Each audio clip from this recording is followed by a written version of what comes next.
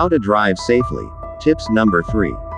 Keep both hands on the steering wheel at the 9 and 3 o'clock positions. Keeping both hands on the steering wheel at the 9 and 3 o'clock positions refers to gripping the steering wheel with your left hand positioned at the 9 o'clock position and your right hand positioned at the 3 o'clock position.